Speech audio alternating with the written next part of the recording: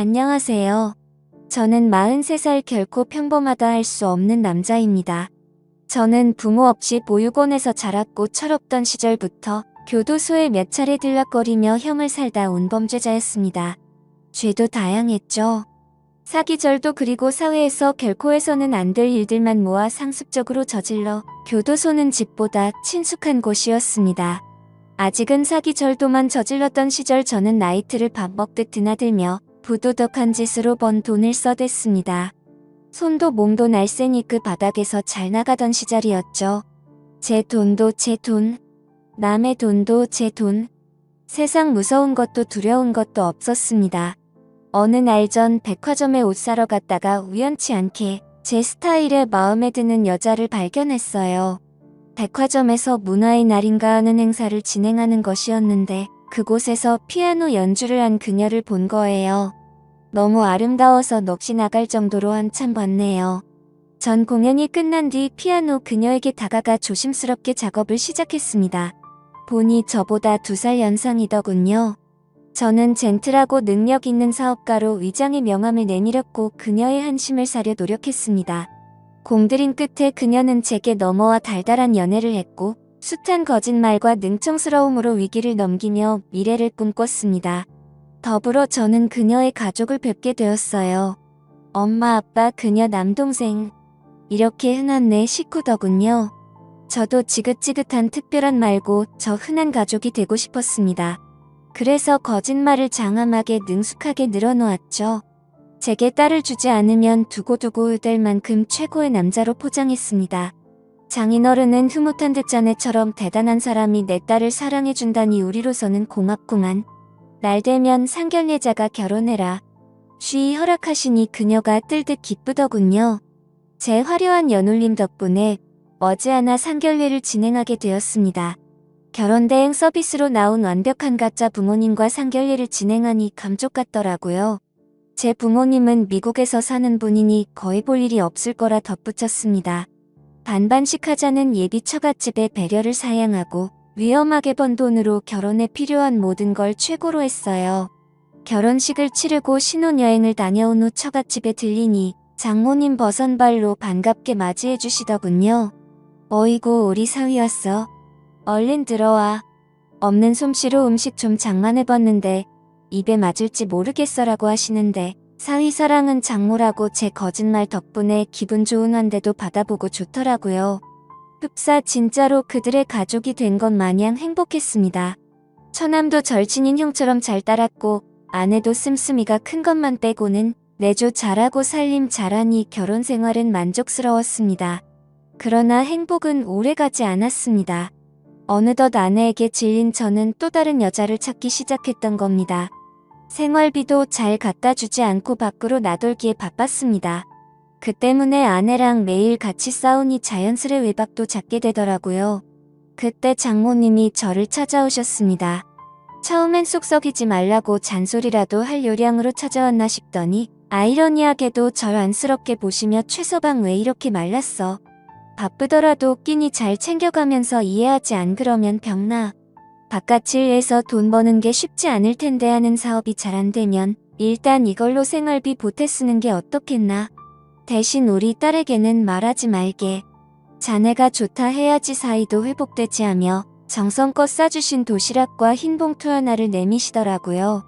저는 건성으로 감사하다고 하고 도시락은 버리고는 돈 봉투만 챙긴 뒤 그걸 또 그날 밤 몽땅 탕진해버렸네요.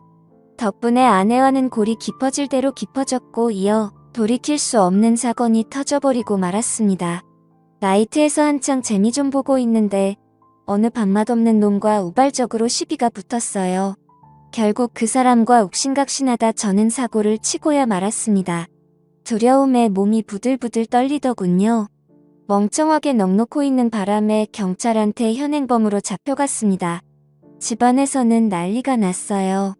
처갓집은 저로 인해 대참사를 맞게 되었습니다. 모든 거짓말이 들통나버린 탓에 처남이 찾아와 욕설을 퍼부으며 원망하더군요.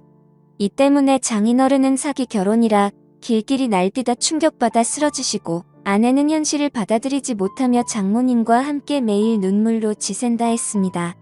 하지만 전 근데 그게 뭐 지금 내 코가 석저인데 짜증나게 니네 집까지 신경 써야 되냐며 사과는 못할 망정 되려 뻔뻔스럽게 나왔네요.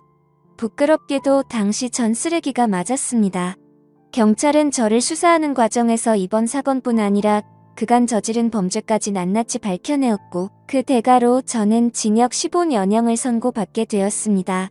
감옥에서 썩을 생각을 하니 눈앞이 깜깜하더군요. 뒤늦게 아내는 저를 찾아왔습니다. 저 역시 충격에 너덜너덜해진 심신으로 아내를 보니 뭔가 울컥 올라오더라고요. 허나 당연하겠지만 아내는 그 어느 때보다 매몰쳤습니다. 어떻게 당신이 나와 우리 가족을 기만할 수 있어? 절대 용서 못해 하며 뒤도 안 돌아보고 가버렸습니다. 하긴 이 모든 게 다 제 탓인데 누굴 원망할까요? 거짓말로나마 가졌으면 그것에 감사하며 지키려고 노력했어야 했는데 오히려 스스로 망쳐버렸으니 더 후회스러웠습니다. 저 같은 분리수거도 안 되는 쓰레기 같은 인간. 제가 떠나더라도 제 죽음을 슬퍼해줄 사람이 있을까요? 세상은 오히려 더 잘 돌아가겠죠. 저는 매일매일을 자책감으로 지옥 속에서 살아가며 몇 달쯤 지났을 때 바로 그때였죠. 최서방, 잘 지냈나? 우리 최서방. 맨날 볼 때마다 애이워서 어쩌나. 내 음식은 못 가져오고 영치금 좀 넣었네. 건강 좋고 맛 좋은 음식들 좀 사 먹어라. 며칠 후 장모님이 찾아오셔서 예상치 못한 반응으로 절 당황하게 만드시는 게 아니겠어요. 저는 기가 막힌 나머지 어이없이 대꾸했네요. 지금 뭐 하시는 거예요, 장모님? 제가 믿지 않으세요? 저 장모님이랑 식구들 다 작정하고 속인 범죄자예요. 장인어른 쓰러지신 것도 다 제 탓인데 이 상황에서 어떻게 제 걱정을 해주실 수가 있어요? 부모 없고 돈 없는 범죄자인 제가 그렇게 불쌍하세요? 하니 장모님 눈가가 어느새 빨개져 맺은 눈물을 닦아내시며 자네는 내 아들이나 마찬가지야. 내 딸이 연이되어서 부부로 살았는데 그보다 더 귀한 인연이 어딨어. 자네의 심성 고운 게 하나는 내가 누구보다 잘 아네. 자네가 어떤 사람이든 상관없어. 죄값 치르고 다시 재기할 수 있게 내가 뒷바라지 할 테니 아무 걱정 말고 잘 지내. 하고 가셨습니다. 저는 장모님의 행동이 이해가 되질 않아 깊은 생각을 해봤지만 부무지 까닭을 알 수가 없었습니다. 내버려지 같은 인생 전반을 알게 됐으니 그 일순간의 감정으로 알량한 동정심에 이러다 말겠지 싶었는데 장모님은 주기적으로 면회를 오시며 사람을 사랑하는 법을 몰랐던 제게 큰 희망과 위안이 되어주셨습니다. 그렇게 15년이라는 시간이 흘렀습니다. 그 사이 장모님 연세도 많이 드셨더라고요. 28살에 교도소에 들어와 날씨가 궂을 때도 힘들 때도 상관없이 변함없이 배워서 세월이 흐르는 것조차 잘 모르고 있었습니다. 저와 장모님이 다시 세상에서 만났을 때 제 나이는 43살이고 장모님의 나이는 68세셨습니다. 우리 아들